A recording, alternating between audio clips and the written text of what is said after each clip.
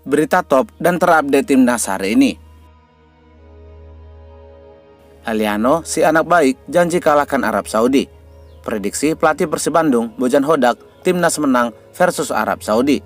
Greg Ukolo ngamuk Sinteyong tak turunkan skuad utama di kompetisi ASEAN. Kalah versus Arab Saudi, Sinteyong dikabarkan mengundurkan diri. Eliano, si anak baik, janji kalahkan Arab Saudi.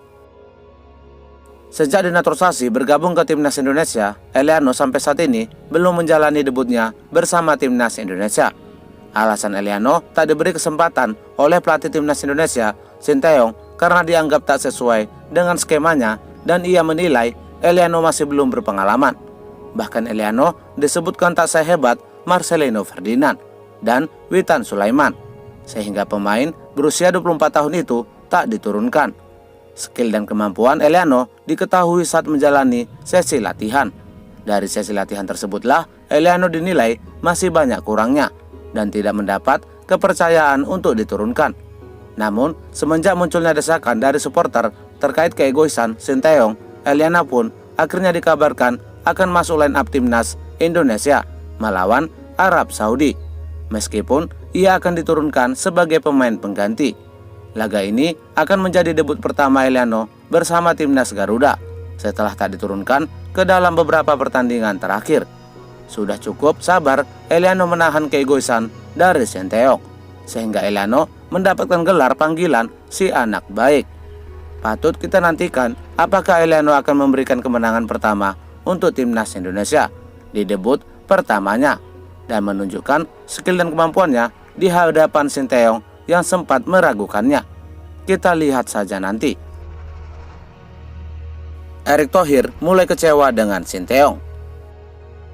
Ketua Umum PSSI Erick Thohir dikabarkan kecewa dengan keputusan dan perlakuan pelatih timnas Indonesia Sinteyong yang mencoba melakukan eksperimen di tengah-tengah beratnya kompetisi kualifikasi Piala Dunia 2026 putaran ketiga. Akibat dari eksperimen yang dilakukan oleh pelatih asal Korea Selatan tersebut, timnas pun mengalami 2 kali kekalahan. Padahal sebelumnya, timnas Garuda tampil bagus dan luar biasa ketika menghadapi Arab Saudi dan Australia. Namun, saat berawal menghadapi Cina, Sinteyong mencoba melakukan eksperimen dengan merotasi pemain. Sikap tersebut pun langsung mendapatkan kritikan dari supporter Garuda.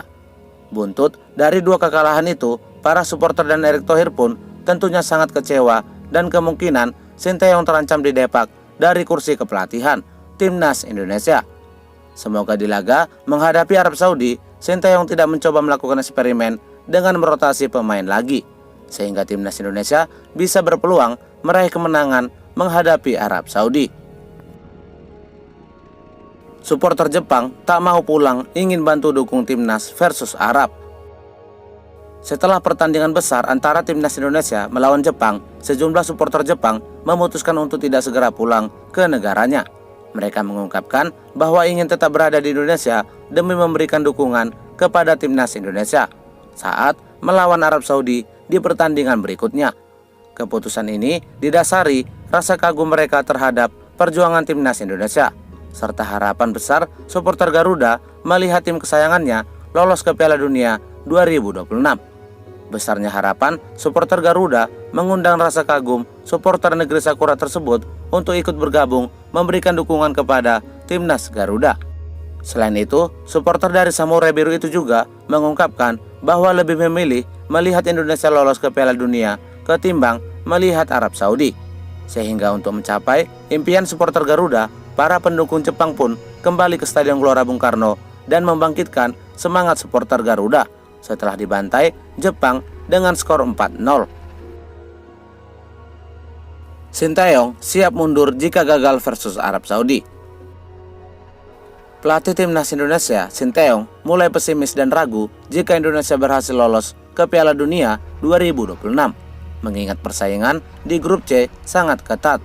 Apalagi saat ini, timnas Indonesia sedang dalam kondisi terpuruk usai kalah menghadapi Jepang. Akibat dari kekalahan itu, timnas Garuda saat ini berada di dasar klasemen dengan 3 poin. Namun, meskipun sulit untuk lolos ke Piala Dunia, pelatih asal Korea Selatan itu tetap optimis bahwa Indonesia bisa mengamankan posisi keempat di klasemen grup C. Sehingga dengan posisi itu, timnas Merah Putih pun bisa mendapatkan tiket ke babak keempat kualifikasi Piala Dunia 2026. Walaupun tantangannya sangat berat, seperti melawan tim Arab Saudi.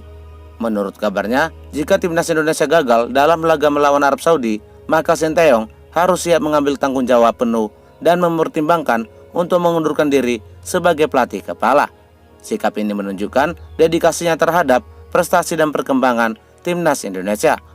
Patut kita nantikan apakah Sinteyong akan mampu membawa timnas Indonesia meraih kemenangan menghadapi Arab Saudi. Prediksi pelatih Persib Bandung, Bojan Hodak, timnas menang versus Arab Saudi.